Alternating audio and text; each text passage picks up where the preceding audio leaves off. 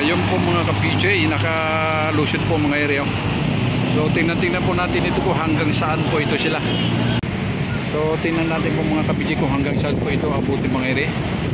Dahil sa may mga pulis din po dyan nag-abang sa may bandang St. Peter po mga ka-PJ. So ito na po yung sinasabi ko sa inyo kanina mga ka-PJ, pag may gusto may paraan, pag ayaw may dahilan po mga ka-PJ.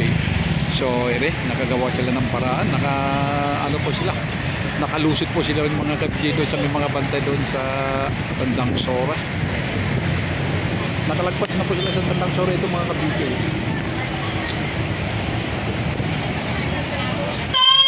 Pero kunti lang hindi naman po ito gano'ng karamihan mga ka-PJ. Ng paniningil, itayag po tayo ng ilang sandali at sabay-sabay po tayo tutulak patungong batasan. Pero mukhang imposible po itong mga ka-PJ na gusto nila pupunta sila sa batasan. Yung para sa akin hindi sila po sila makakarating ng mga ka-PJ. Marami pong bantay dyan mga pulis. So tara, punta po tayo ng batasan mga ka-PJ. So mga ka-PJ, dito na po tayo, malapit na po tayo dito sa batasan. So ere po, talaga bantay sarado po dito mga ka-PJ. Pero tingnan ninyo, maglalakihan ng mga mga military. Ang dami po nila rito. So nagkalat po dito mga military po, mga pulis mga ka-PJ. Mahaba ito mga ka-PJ. So dito po tayo sa may tapat ng St. Peter mga ka-PJ. So ito po mga pulis. Ayan po. So yun po mga kagamitan po nila mga ka-PJ. Ayan, mga panangga po nila yan. In case po may mga nagtangka po dito, mga papasok mga realista mga ka-PJ. Ayan po sila, ang dami po nila mga ka-PJ dito. So andyan mga nagpahinga po mga ka-PJ. Ayan, mga tagapagtanggol po natin mga ka-PJ, oh. Mga tagapagtanggol po mga ka-PJ, dami. So ito na po yung sinasabi natin kanina mga ka-PJ, talaga hindi po sila makakarating dito. Hindi po sila makakarating po sa batasan yung gusto nila, yung mga nagkano kanina. So ayan, dito na po mga ka-PJ, wala na sila. So tingnan natin, oh, dami yan.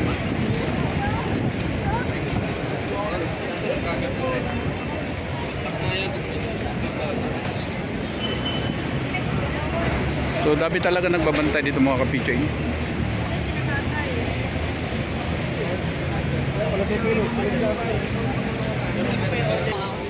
Ayan. Kasi alam naman po natin mga ka-PJ yung issue ng president at saka vice president ngayon mga ka-PJ, talagang mainit ang mga DTS. So kaya ganito na lang po ang paghahanda nila mga ka-PJ.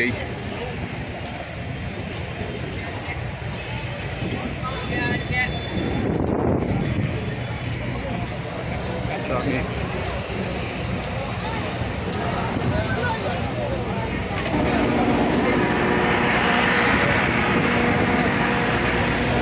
Dami ito mga ka-PJ, ang dami mga reporters dito. Kaya pala nung bago tayo dumating dito kanina, ang dami mga reporters doon po mga ka-PJ. So dito pala sila, ang dami mga babae rin, ha? Mga babae, mga lalaki, no? Doon po sa kapita.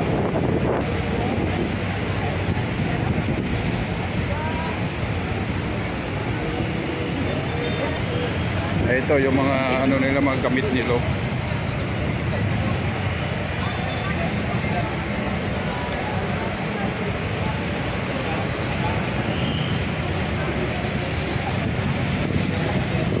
So yun nga ang sinabi ko sa inyo kanina mga ka-PJ. So ito na po yung sinabi ko sa inyo kanina mga ka-PJ, na hindi po nila maipasok itong batasan. So dito pa lang wala na. Sa dami nagbabantay rito po mga ka-PJ, hindi nila kaya lusubin ito.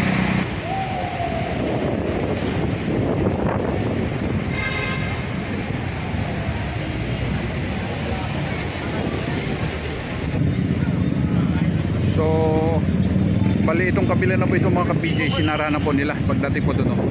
Ngayon, kabila na lang po madadaan ng mga ka-BJ.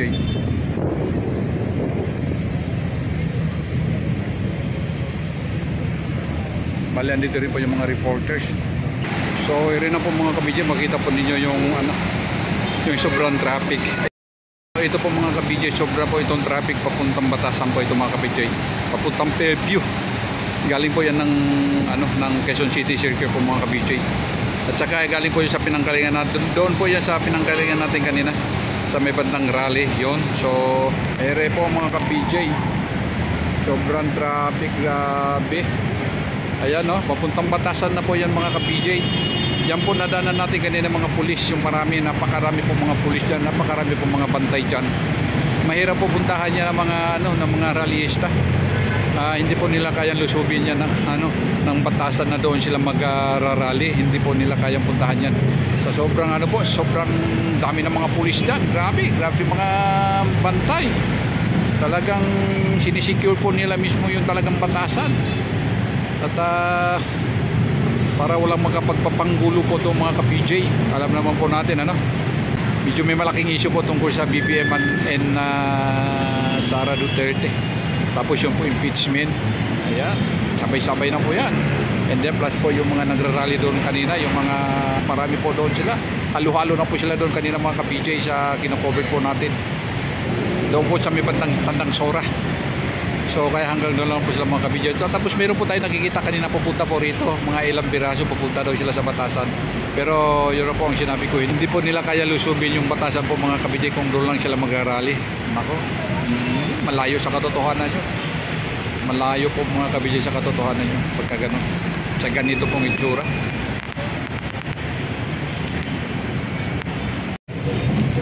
So mga ka-BJ, ayun na po yung kalagayan dito sa St. Peter po. So iri po at kalahating daan na lang po ito pinadaan sa kanila mga ka-BJ. Dami po mga dito. Dami po mga nagantabay dito yung mga yung mga pulis talaga. Dami dito talaga mga pulis ayan. Dami talaga nila. So kaya kung natin dito mahirap po ito puntahan ng mga realista dito. Hindi po nila kaya puntahan dito. At malabo pa po ito mas malabo pa po ito sa sabaw ng Puchit at saka Kubuita po mga ka-BJ. Sa dami ng bantay rito, dami ng mga pulis dito, mahirap ito. Tinan mo yan, yan pa lang yan, marami pa dyan nakatambay po mga ka-BJ. Mga nito, mga pansuruga. So payag lang po sila doon mag-rally, yung mga gusto nila ipahayag doon. Kung ano po ang gusto nila sabihin, pinapayag lang po sila doon. So hindi lang po sila makakarating dito kahit ano pong gagawin nila.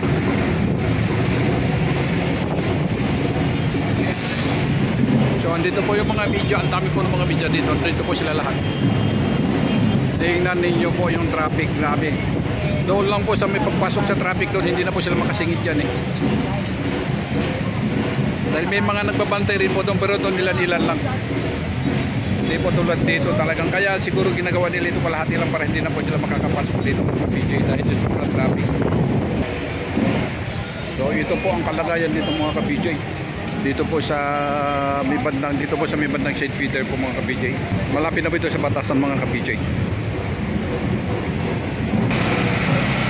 Kaya may hati-hatihan na yan. Ito marami pong kakamitan nila mga ka-PJ. Yung mga nag-aalipin. Ito pala yung mga nag-aalipin po sa mga pulis dito kahit paano meron po silang mga tugtog dito. Buti naman walang ulan kung may ulan lang ito sigurado basta may ito talaga basa.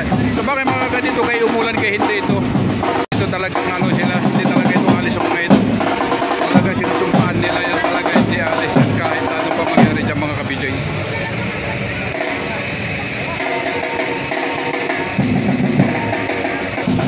Kaya mga kakamitan nila po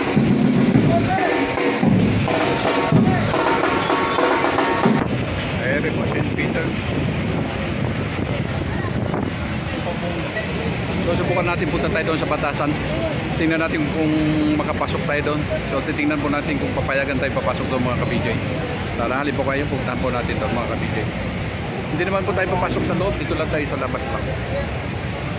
Bukan natin kung magpapasok sila doon mga ka-PJ. Kasi nung mga nakaraan zona po, hindi po pwede. Hindi po pwede puntahan doon eh. Bawal eh.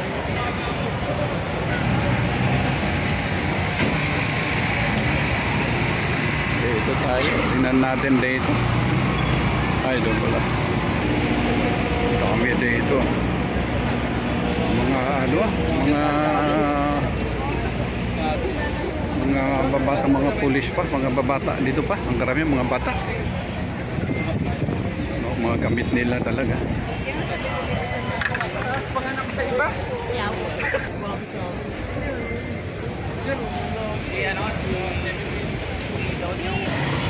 So ito pa, dami talaga, dami.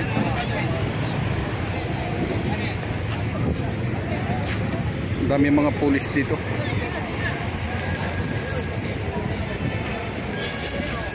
Mga gamit nila.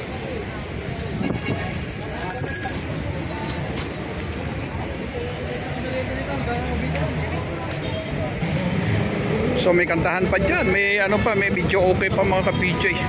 Palibang yun. PJ, ito pasok na po tayo ng batasan dito po, Sandigan Bayan na mga ka-PJ. Sandigan Bayan. So,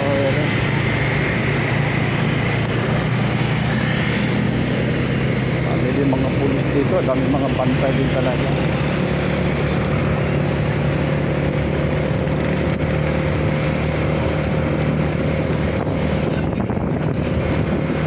Pagdating natin po dito video, hindi naman po gano'n kami ang mga pulis. So lang po mga pulis. At bago po pagdating dito sa papunta sa Sandigan Bayan, doon po sila marami mga kapitse. So mukhang malinis naman dito mga kapitse. Kasi kunting import na lang po natin dyan. Sa ano na po yan? Batasan na po yan mga kapitse. Tingnan nga natin. Okay ito, maluwag dito. At walang mga gaano nagbabantay. Ayun, may dalawang kapatid po mga kapitse. So mga kapitse, nandito na po tayo sa tapat ng batasan. Yun, batasan na po yung mga kapitse. So sarado po. Wala po pwede dadaan dito. Wala po pwede papasok dito kundi mga bisita lang po mga kapitse.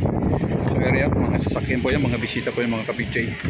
Sinarahan po nila mismo sa tapat ng batasan po mga kapitse. So bago po tayo makarating ngayon, pakanan po tayo doon mga ka-PJ. Napakalinis po dito.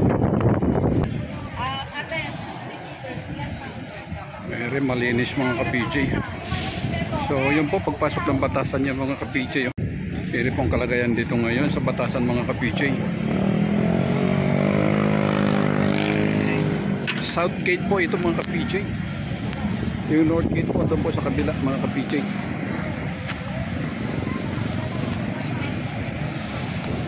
Kung kaano po ang katahimik dito, siya naman po kagulo doon kanina sa may mga rally mga ka-PJ. Dito tahimik na tahimik. Isa-isa po magsidatingan yung mga yung mga bisita, mga ka-PJ. Kada may bisita po dito may mga dalawang hagad po na magano sa kanila. Mag-escort. Dahil sa sobrang traffic mga ka-PJ, pag wala pong escort sa kanila talagang abutin po sila ng siyam-siyam doon sa sa Commonwealth po mga ka-PJ pupunta rito. Ito po yung mga sasakyan ng mga ng mga bisita mga ka-PJ sa labas. So nandito po. Pasok. Baka dito po siguro mismo si PBBM Ayun Hindi natin naabutan yung pinaka unang-una. Nandoon na po nakapasok. Hindi natin alam kung nandyan siya or hindi natin alam kung saan siya nakasakay dyan mga ka-PJ.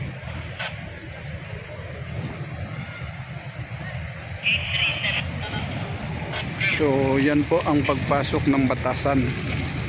Dito po para sa presidential po yan mga ka-PJ.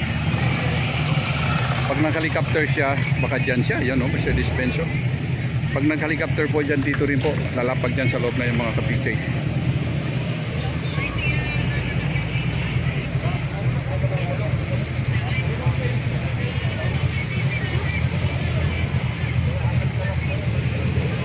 So good Buti po, natsambahan natin dito. Dito po tayo pagdating natin dito. Sakto po. At siya po, papasok sila mga ka-BJ. So, ayun. Okay na. So, tingnan ninyo mga ka-BJ. Dito walang gaano nagbabantay. Walang gaano mga pulis o mga military. Hindi po tulad doon kanina sa Commonwealth. Sobra po ang dami. Talaga, siyempre doon po ang harang eh. Pagdabot dito po, wala na, maluwag na. So, ayun. Sarado na po yung gate mga ka-BJ. So mga ka-PJ, baka first family siguro yan ano. At hindi natin alam kung GBBM pa na sa po kaya first family mga ka-PJ. So tingnan natin, pagka may helicopter padating, baka doon pa lang siya mga ka-PJ. So mga ka-PJ, hanggang dito na lang po vlog natin. At ayun na siguro, ayun na po yung ano kanina, yung nabutan natin kotse dito pumasok kanina, yung marami, may kulay itim kanina, may Mercedes-Benz. Yun na po yun na po yung president dumating na po. Hindi po siya nag-helicopter mga ka-PJ, kotse lang po mga ka-PJ. So mga ka-PJ, hanggang dito na lang po vlog natin. Thank you so much po sa inyo lahat. Thank you po sa suporta po ninyo. At taos puso po ako nagpapasalamat po sa suporta ninyo po sa vlog ko mga ka-PJ. So hanggang dito na lang po. God bless. Mabuhay po tayo lahat mga Pilipino. Pagpalain po tayo ni Lord. Thank you so much po mga ka-PJ.